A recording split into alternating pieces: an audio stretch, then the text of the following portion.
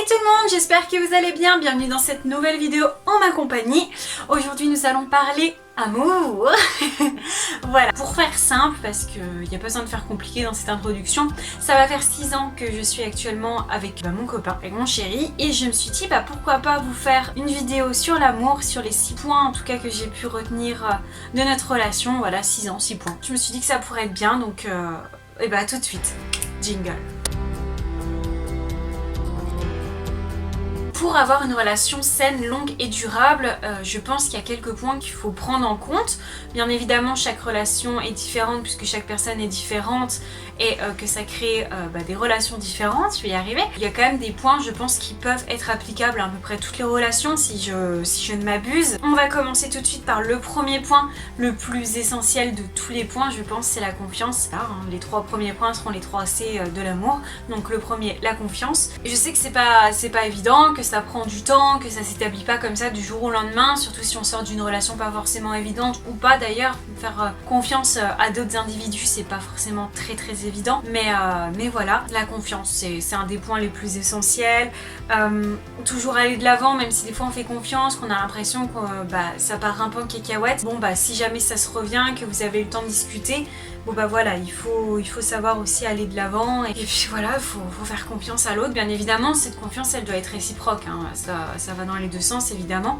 Donc tout ce qui va être jalousie maladive et tout ça, je pense qu'il faudra quand même voir pour essayer de la diminuer le plus possible parce que ça sert pas à grand chose, ça vous amène que des ondes négatives et là le plus égale plus il disparaît totalement. Après je pense que votre relation pourra tenir mais pas très longtemps, ou alors un jour elle va se casser la gueule, ça c'est sûr. Il faut temporer sa jalousie et avoir confiance en l'autre, même si je sais que c'est plus facile à dire qu'à faire, hein, c'est sûr, mais voilà, c'est important. Après je pense qu'il n'y a pas besoin d'épiloguer non plus 300 ans sur le fait d'avoir confiance en l'autre, je pense qu'il n'y a pas... Voilà, c'est...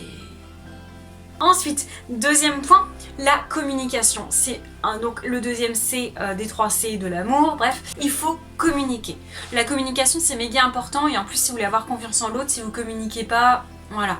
Rien que déjà pour les disputes, vaut mieux plein de petites disputes mais qui finissent par discuter et aboutir à quelque chose où on se grandit, plutôt que de tout garder pour soi, arriver à faire une énorme dispute et à la fin vous n'avez rien gagné à part une bonne dispute où c'est que vous allez vous faire la tête pendant 3 mois et c'est pas possible. Donc il faut communiquer, surtout quand on commence à vivre ensemble. C'est si vous emménagez avec la personne que vous aimez, si vous communiquez pas avec...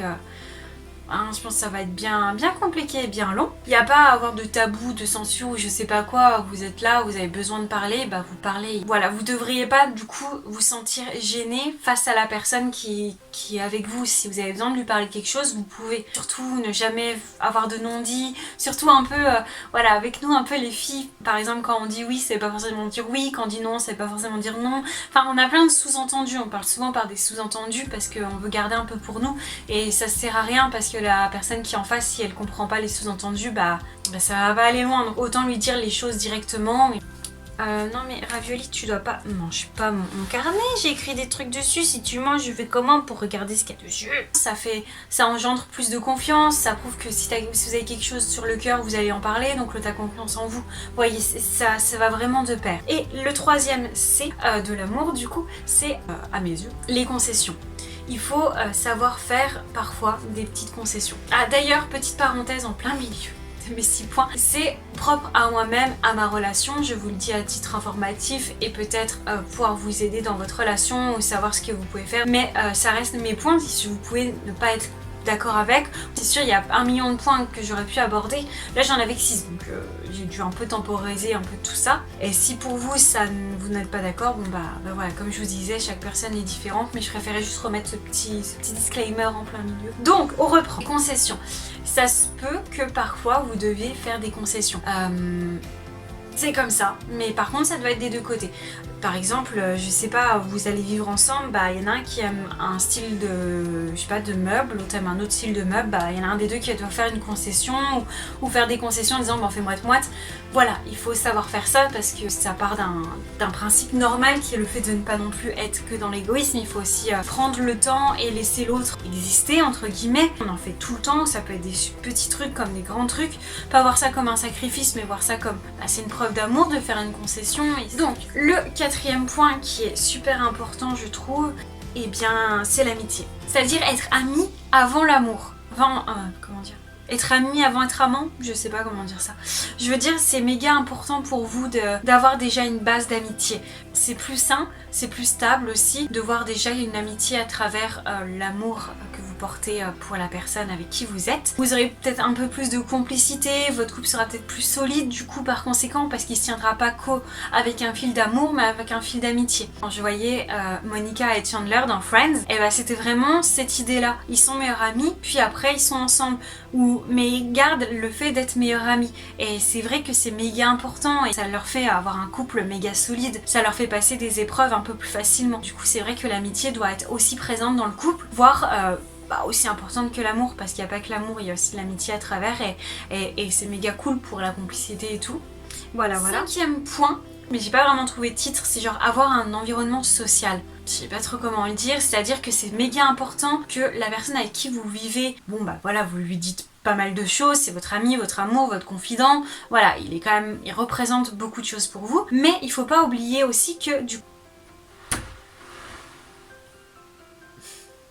Alors je sais qu'au début on voit la même personne 24 h sur 24 et genre c'est cool, mais c'est vrai que c'est important aussi de voir d'autres personnes. Disons que c'est important de vivre avec la personne, mais c'est aussi important que les deux vivent avec d'autres personnes aussi, voient d'autres personnes, communiquer avec d'autres personnes, c'est genre méga important et méga sain. Il faut pas que genre vous soyez... c'est bien d'être collé H24, mais c'est aussi bien de voir d'autres personnes, discuter, enfin c'est méga sain. Quand vous rentrez et que du coup vous revoyez la personne avec qui vous vivez, et ben vous avez plein de choses à lui raconter, je trouve ça cool moi. Et à l'inverse, il va avec le fait